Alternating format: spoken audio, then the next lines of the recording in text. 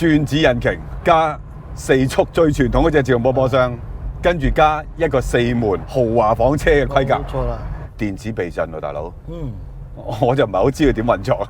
有個 auto 嘅，我唔知佢係點樣。點解我話日本人叫呢架做 Japanese Mercedes 咧？睇個放手仔呢個係一模一樣。但係咧唔好理，我有轉子引擎，係喺萬事得 RX-7 嗰度移植過嚟嘅。係嗱呢樣嘢夠晒賣點啦。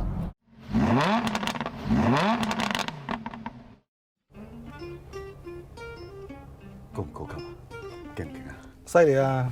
呢個係90年代初，係80年代款嚟㗎。係咯，即係其實啲嘢係80年代嘅，其實，但係雙電燈喎，仲有咩啊？一系列嘅液晶體顯示板喎，仲有100幾個掣喺呢度。喂，仲有啲舊嘢，年輕嘅朋友唔知唔知呢啲舊係咩？哇！犀利啊！犀利啊！放翻結合啊！我屋企仲有啲鄭少秋、汪明荃嘅放。係嘛？我已經冇啦，係放劇 set 帶一隻咁掛喺度，好容易就掹出嚟就放入去。但係呢個已經有 CD 喎，當其時。新科技啊！係啊，仲要係 Pioneer 名牌嘢啊！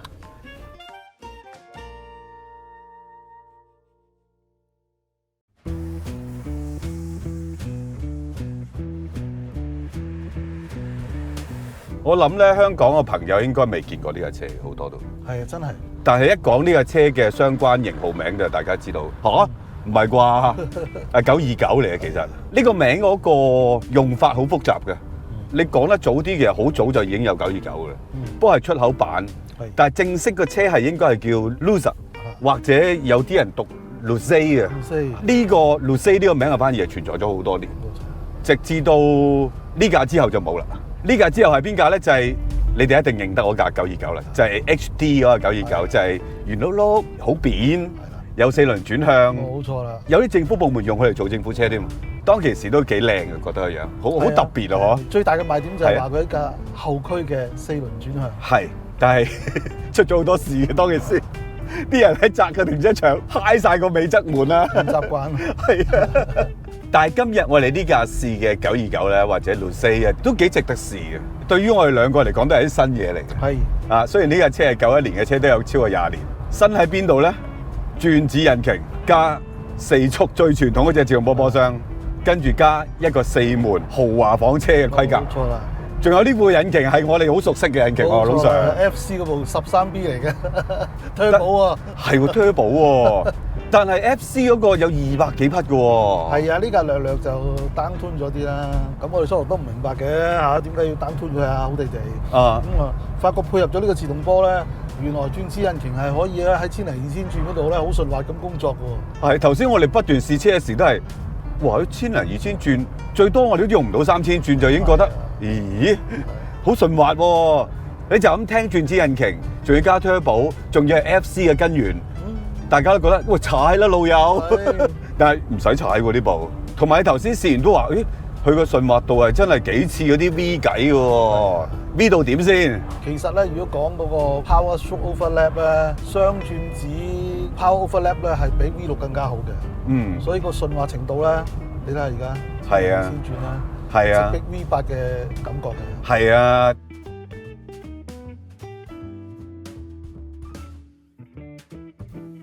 我哋可能對轉子引擎有一個唔太健康嘅認識，就係覺得轉子就係跑車。其實轉子引擎好早已經用喺佢哋好多唔同嘅 model， 即係包括 Lucay 呢架車早期已經有轉子引擎㗎啦。仲有大家好熟悉嘅323都用過，只不過香港冇賣咁解啫嘛。同埋一賣就已經係跑車嘅形態。即係323嘅祖宗咧，808。係啦，係啦。嗰陣時嚟咗架轉子引擎叫 RX3。係。同埋架車其實仲未執好晒嘅，總之佢健康行得就嗱嗱聲咁，我哋就攞咗出嚟試啦。咁所以如果要再執咧，其實仲有好多嘢要執嘅。反而呢架車嘅定位咧，對我嚟講係好陌生嘅。當然 HD 嗰本929我有試過啦，但係再之前我唔覺得萬事得有呢一種系列或者呢一個 segment 嘅車咯。或者我哋見識少啫，香港萬事得未必真係咁多人買佢啲大型車，但係你就曾經接觸過嘅喎，後生嘅時候。萬事得929咧，其實都算係一個大型日本房車裏邊其中一個主要嘅 player 嚟嘅，所謂。喺街度都見唔少㗎。尤其是呢一架對上嗰架啦，左右有4盞頭燈啦。係呢個我最認得嘅。上下燈嗰隻係啦。水箱網好高嗰隻。係啊，咁嗰隻反而賣得多。去到呢一款 HC 咧，似乎慢慢咧個銷量就比唔上佢嘅對手，對手就係 Crown 啊、Gloria 嗰啲啦，係啦。其實佢有好多版本嘅，甚至冇有的士版本即係燒石油氣嘅。咁亦都有4氣缸啊、6氣缸啊。係啊。咁啊，個 trim 咧即係豐儉由人啦。而去到最高嘅 trim level，咁咧廠方亦都俾一個 option 嘅選擇俾你，就係用轉子引擎。因為佢哋覺得轉子引擎就係金字塔頂嗰個 pinnacle 嚟㗎嘛，招牌嘢嚟嘅。你要到最好嘅嘢就俾埋個轉子引擎俾你啦。咁係一個 option 嚟嘅。咁其實喺佢成個生產過程裏邊咧，就係得幾千部嘅啫。事實上呢架車，如果你回顧翻喺80年代中，啲設備係豐富到不得了嘅喎。除咗我哋頭先開車前嗰啲電動凳啊、CD 啊，除咗呢啲之外，電子避震喎，大佬。我就唔係好知佢點運作。有個 auto 嘅，我唔知佢係點樣。佢有得 auto 嘅話，一定係有 sensor 啦，係啦，係用邊種 sensor 咧？即係當其時嘅 sensor 亦都相信技術唔係好成熟嘅啫。我講緊用喺車啫啊，因為早年日產應該係有用過聲納嘅，做 sensor 嚟做 auto 嘅 suspension 嘅調校嘅。我唔記得咗係邊架車，如果觀眾記得嘅，不如留言提翻我哋啊！係邊架車咧？嗰個系統有冇名嘅咧？大家留言講下。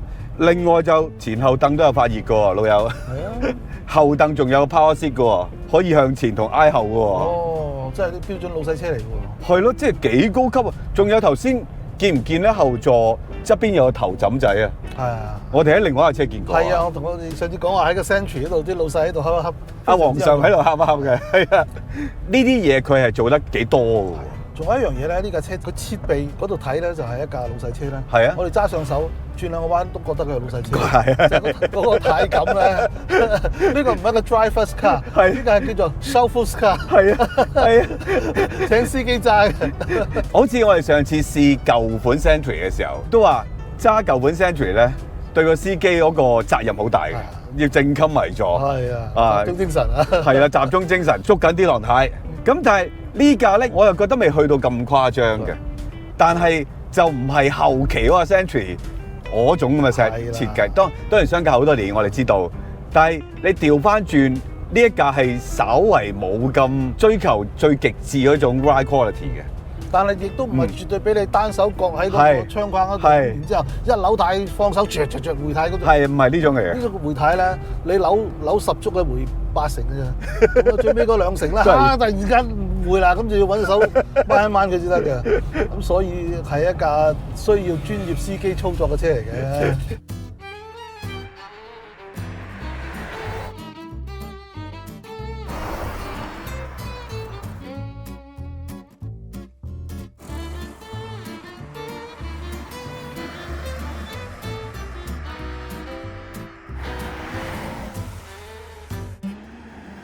呢個波箱咧，呢個4速嘅電子控制，電子制御係啦嘅4速波箱咧，配合呢副引擎係相當勤力喎。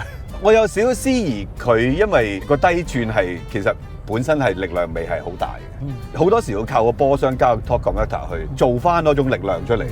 當你好輕腳加油啊 ，keep 住個油門嘅時候，個路面稍有起伏咧，哇！個波箱不斷變速嘅，又唔係壞事，我哋唔係批評緊佢。但係就係咁做嘢，呢個係好單純嘅邏輯計算嚟嘅啫。只係一個轉子引擎嚟嘛。係啊。但係佢好叻㗎咯，我覺得同我想象之中咧，即係3-4千轉先至有力嗰種咧。係。佢真係好叻喎！我哋2000轉咁好輕鬆，個波箱亦都唔會話催谷到嗰個轉數好高喎。好似我哋頭先咁喺市區行40-50咁樣，其實每腳油落去都叫反應啊！啲力雖然聽落個 CC 好細，但係我哋揸過以往嘅轉子都知。低轉又唔係真係咁好嘅，再加上呢架車其實都唔係輕嘢嚟噶嘛。你頭先 check 過話大概係幾重話？近15公斤，係咯，400幾。喺80年代中唔好重嘅嘢。係啊。咁當然佢有好多設備啦，嘅車體亦都大好多啦。咁但係單靠13B 呢副轉子引擎，有咁嘅低轉扭力，比如而家我行緊1800轉嘅啫，大佬。我稍為俾少油，2200轉就已經加緊速㗎啦。上緊斜我仲要，即係好似我哋頭先所講，佢好似揸緊啲3000cc V6啊，甚至再大少少嘅 cc 嗰種嘅扭力表現啊，同埋你覺唔覺有少少 turbo lag 㗎？少少，但係就 OK 啊，因為反正都隔咗自動波箱。係啊，其實佢已經做咗好多嘢，幫咗你好多手。我就回憶翻我哋前幾集試過一部 FC 咧，嗰個就 turbo lag 係犀利嘅，但係 turbo lag 之後你就好興奮咯。但係呢架係同一部引擎出嚟個表現，原來轉子引擎係可以咁㗎。係咯，可以調校到咁樣。佢真係低轉咁舒服，咁好扭力。蔚為奇觀喎，係咪先？佢嘅終極馬力其實都唔使180幾匹㗎。如果喺80年代初，即係應該係大 CC 先做得到嘅嘢啊。咁相對嚟講，呢個喺個設備上邊，喺個性能上邊，喺日本嘅 road tax 嗰個繳費上面，好似都好有優勢咁喎。所以如果你話賣到4000幾部，係我心目中覺得好似少咗啲嘅。轉子引擎始終有一個吃虧地方，就係佢食油啲，效率低。咁啊係，咁啊係。本土都仲有人因為覺得佢係其中一項國寶嚟嘅。咁但係去到出口，你知道啦，90年代啲世界風潮已經講緊咩環保慳油啊。係啊。咁你就好吃虧啊！吃虧咗好多年，吃虧到做唔到。係啦，講白啲，呢個型號完咗之後咧，已經冇4門嘅轉子引擎車㗎啦。直至到2001年出現嗰部 RX8。係。咁當其時係有少少技術上嘅唔同嘅。你講佢個 manifold 好似係有啲唔同咗嘛？冇錯，因為傳統嘅轉子引擎咧，嗰個入風位都係喺嗰個周界嗰度，即係喺個 peripheral 嗰度。係啊。咁咧 peripheral 嗰個入風咧，當然係好順啦，但係你一打開就只係入晒，短時間入晒。係。唔係咁好嘅。發覺咧，佢嗰個油耗點解咁高咧？其實就同呢樣嘢有關嘅。咁所以後來就諗咗好耐啦，就係諗到去到 RX8 嘅時候咧，就將嗰個入風位咧就喺個旁邊嗰度入。係。咁於是乎咧，入嗰個速度就唔會一下子咁樣一湧晒入去嘅。咁然之後令到佢增加啲 turbulence 咧，可以令到佢燒出嚟乾淨啲啦，油耗好啲啦，效率高翻啲啦，亦都可以令到轉子引擎咧，亦都生存多若干年。當然技術上係同 RX8 係相差咗10年㗎啦，已經起碼10年啦。咁但係呢個都有一啲唔同嘅 intake manifold 嘅機制，去令佢希望佢有唔同嘅速度進氣嘅。係。但係呢個技術始終都唔夠法例快咯。咁冇辦法嘅，即係我哋成日都話轉子引擎點解效率低，點樣嘥油？如果你上網查，無論書啊、雜誌或者網頁都係咁講。因為佢燃燒室長，咁所以佢就效率低啦。咁老實講，其實都係阿甲就抄阿乙，阿乙就抄阿丙嘅啫。其實個歸根究底嘅原理咧，就冇乜人講出嚟。係。其實成件事係咁樣嘅。我哋要知道一個車你要效率高咧，就將嗰啲燃油燃燒出嚟嘅熱量變咗做動能啊嘛。係啊。咁有啲咩嘢會傷害呢個動作嘅咧？第一就係你個表面積大，你啲熱喳喳聲走晒去嗰個牆壁嗰度啦。所以因此我哋話燃燒室長佢個效率低，其實呢個都唔係主因嚟嘅。最大嘅主因係咩咧？我哋玩咗幾十年內燃機，目的就係希望嗰啲火砰一聲，短時間之內燒晒啊嘛。燒晒啊，係啊。而火焰其實喺嗰個汽油嗰個混合物裏邊跑個速度咧係好慢嘅，大約40 cm 每一秒。如果用呢個速度嚟跑咧，你係一定追唔到個 engine 嘅。後來咧就想到辦法啦。喂，你空氣靜止要啲火焰跑得慢啫。如果我將啲空氣喺度滾動嘅話，我都唔使你啲火行啊，我帶你啲火行啊。於是乎後來咪整咗好多古靈精怪嗰啲 intake 啊，或者嗰個 piston 有古靈精怪嘅樣，就係增加佢個 turbulence，令到佢點火快啊嘛。但係轉子引擎就冇咗呢樣嘢。係。你睇下佢個樣啊，中間嗰個轉子成個西瓜皮咁樣，係嘛？嗰個加壓嘅時候咧，佢冇一個好高嘅速度咁加壓，做唔到個 turbulence。佢個加壓就係擰正咗個帆之後輕壓埋去啊嘛。係啦，輕壓。佢壓埋去嗰個動作咧，根本上就好 gentle 嘅。係啊，冇辦法可以創造到個 turbulence 出嚟。佢極其量咧就喺個轉子中間挖個窿，所以你見到中間嗰個位咧，佢係 OK 嘅。但係啲火去到兩旁咧，佢真係跑唔喐啊。係。跑唔喐，於是乎咧就燒唔晒咯。燒唔晒就即係個火行得慢啦，有部分嘅熱能又唔見咗啦，又因為燒唔晒，又有好多積碳喺個死氣嗰度啊，死氣嘅溫度又高啊，咁啊好多一連串嘅問題。嗱，坦白講啊，到咗今時今日都係未搞掂，甚至乎都係冇得搞掂。所以可能再要存在轉子引擎嘅就係俾一啲好 special 嘅 task。係啦。即係一個固定轉速嘅，冇錯，固定轉速。咁我就有辦法可以令到喺呢個轉速之下唔快唔慢，就喺呢個轉速，我就喺個 intake 嗰度做啲嘢，令到佢嗰個時候 turbulence 最好。係啦 ，optimum 嘅 efficiency 啦，可以攞到。而家講嚟講去就話要佢嚟做發電啦嚇。係 extender 嗰啲啦，係啦。係要佢嚟做串聯 hybrid，要佢嚟做串聯 hybrid 咧，都唔可以好似佢其他對手咁啊！佢其他對手嘅全能 hybrid 咧，嗰部 engine 個活動範圍會有快慢嘅，係都好闊嘅。係啊，有快慢。轉子引擎你可唔可以令到佢快慢咧？得，但係佢就一定唔慳油。嗱，如果你要用轉子引擎要嚟做全能 hybrid 咧，都必須要將佢嗰個轉速控制喺某一定嘅範圍之內咧，先至可以達得到今天嗰個排氣嘅要求。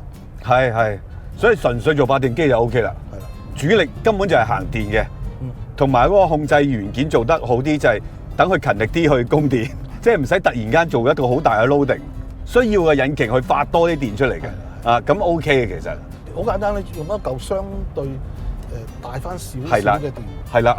咁等佢有時間，一係慢慢做嘢或者休息咁樣。係啦。而家好多 hybrid 都係用嗰個電係講係1度半度。係啊。所以好多時候都係個 engine 同嗰個汽車嘅 loading 咧係同步，點改變佢嗰個工作狀態啊嘛。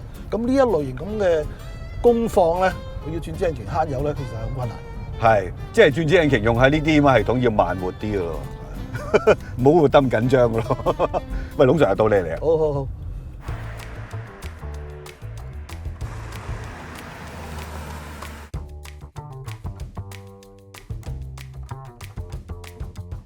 點解我話日本人叫呢架做 Japanese Mercedes 咧？睇個放手掣呢係一模一樣，準 Benz 放手掣。頭先揸嘅時候咧，你有冇不斷試下佢嗰個 soft 啊、sport 啊嗰個電子避震？我感覺都有分別，但係 auto 我就同 soft 好似冇乜分別咁。可能佢都會有做嘢，但係咧，我記得最早期嗰啲聲納探測嘅 adaptive 嘅避震咧，都係做唔到實時嘅，即係佢探測到路面，跟住去調校嗰個避震嘅時候，點知已經過咗。要蹬嘅，要蹬完咯。要去慢嘅時候，佢又開始硬起上嚟。所以我相信呢一架車應該係嗰個年代嘅產物嚟嘅，但係差唔多。但係有就已經係好高級嘅當其時，超高科技嘅。仲有 cruise control 啦，呢個自動波仲有個 power 掣啦，呢啲係去到90年代初都仲係用緊嘅一啲系統嚟嘅。呢啲咁嘅無框嘅車窗設計啦，有一段時間真係興嘅喎。因為其實講翻係歷史啊，最早係有啲 hard top 嘅設計，係啊，係直情冇 B 柱嘅。係啊，咁啊冇 B 柱當然係其實係來自嗰啲跑車最早期嘅斯力架嗰啲啦。係啊。咁啊冇咗 B 柱一開，哇頭尾窗開晒一個無敵大海景㗎嘛！係啊，好似有大露台啊嘛。咁但係你咁樣做過咧，你要將個車頂加翻硬，因為冇咗 B 柱。係啊，所以嗰啲車款叫做 hard top。咁大家就中意嗰款，但係咁樣做咧個成本就好貴嘅。嗱個車亦都好重。係。咁所以咧呢種咁嘅無窗框，你喺外邊閂晒窗嘅時候望落，以為佢係 hard top 啦。打開窗之後咧，發覺都有條 B 柱嘅。係啊。咁呢啲係假嘅 hard top 啊！但係你冇理喎，呢個設計好流行㗎喎。好流行，好多車有㗎。不如大家觀眾啊講下邊一款車嗱，香港有過嘅，大家講嚟聽下。喂，但係作為大房車咧，即係佢個對手係鼎鼎大名嘅，譬如 Crown 啊、Glory 啊、Laurel 啊，即係呢啲豐田日產，真係好出名㗎嘛呢啲車。你覺得咧？呢架咧？頂唔頂得住啊？嗱，我覺得呢架如果講銷量，當然頂唔住啦。咁你話萬事得有冇行錯路咧？我又覺得係正常係咁喎。即係我記得我讀書嘅時候讀過下少少 marketing 嘅理論。係啊。就係當你嘅規模唔夠人家大嘅時候咧，你就要諗啲 niche 嘅嘢。係。即係有啲我係好特別嘅，淨係我先有嘅啫。於是乎咧，我個性能可能差過你，但係我同你買一樣嘅。或者我性能同你一樣，我甚至乎賣貴你少少，都可以嘅。但係如果我同你鬥平啊，鬥賣大包，我一定唔夠你鬥，因為你規模大啊嘛，你買零件都平過我啦。咁所以萬事得你見到佢喺呢架車上高，佢真係唔係話同你完全100%硬冚硬嘅。佢係有好多該有嘅設備啦。但係你話及唔及得上對手嗰個豪華咧？我諗唔會贏幾多啦，都係差唔多啫。但係咧唔好理，我有轉子引擎，喺萬事得 RX-7 嗰度移植過嚟嘅。話呢樣嘢夠晒賣點啦。事實上，轉子引擎落到萬事得手之後，佢真係好辛苦建立到個名嘅，係成為萬事得嘅一個代表咁嘅。試之前咧，成日都覺得呢個係 gimmicks 嚟啫，係嘛？增加賣點，賣點。我都覺得係咁嘅。但係我哋揸過之後咧，就好似有少少唔同睇法咯。係啊。其實如果你早啲將呢個轉子引擎調到一個咁樣嘅表現咧，佢真係可能有唔同嘅光景。我老實講啊，我哋好差嘅轉子引擎我哋都試過啦，嗯好曳㗎，即係係冇力啦、漏氣係啊啦、係啊浸水啦，因係為佢轉數太高啊嘛，嗯嗰啲燒鈴頂唔好啊嘛。係啊喂，但係如果你俾佢斯斯文文咁做，喂呢架車係都廿幾年啦，係嘛，30年都嚟啦，7萬幾米，喂好正喎。係啊，估唔到喎，真係。啊狀態咁好，就係同佢個設計有關。咁根本上唔需要扯到個車咁高轉、咁傷嗰啲 N 燒。其實呢個係一條路嚟，我覺得係。好可惜啊，但係都係嗰句啦，閉氣嘅要求快過你啦，咁所以轉子引擎其實即係好似我頭先所講啦，去到呢一代之後已經冇再用喺任何嘅4門車度，直至 RX8。你唔覺得直頭係覺得萬事得係有少少認咗命嘅咩？嗯，即係90年代初就已經係認咗命，出埋嘅 RX7 算吧啦。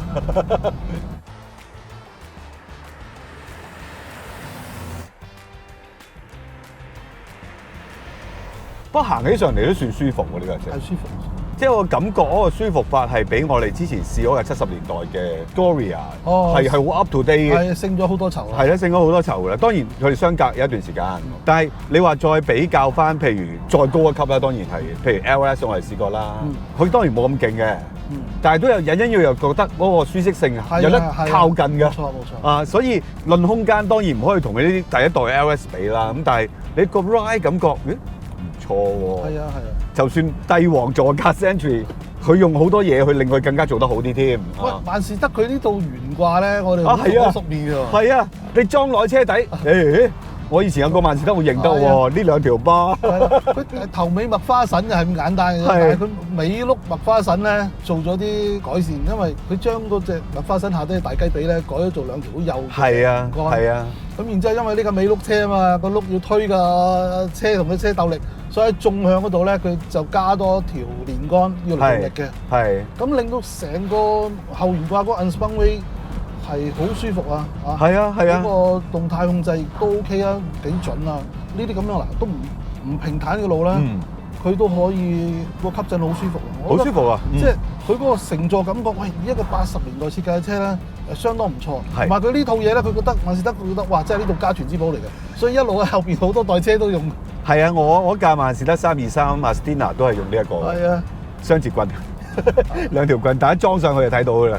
喂，但係用喺尾轆車我第一次接觸咋。用喺頭車仲簡單。係。佢連個支受力嗰支棍都可以拉就埋。係啊，即係側邊見到一條臂都冇埋。哇！你睇下行呢啲爛嘅石屎路。係啊，好舒服。好舒服喎，係有啲 Century 嘅影子喎。但係佢唔似我哋試過啲貴價豐田日產嗰種咧，係用大量嗰啲吸音係啦釘住晒。你覺得個車震，但係嗰啲所有嘅震動同埋聲音入唔到你耳仔，似乎就唔係嗰個套路嚟嘅。另外一種，其實個車身剛性唔算好嘅，甚至可以話係單薄添。但係佢懸掛又做得到嘢喎，咁所以令到成個 ride 有另外一種風味。所以萬事得其實喺 engineering 嗰度，佢唔係最大嘅廠，咁但係佢又真係有自己一套。係啊，有一套諗法。同埋佢有啲嘢做出嚟真係唔錯嘅喎，可能就係因為咁嘅原因，萬事得長期都有啲擁躉嘅喎。係啊，即係我抄呢架車嘅資料嘅時候，好老實啦，呢架車邊有賣過外國啫？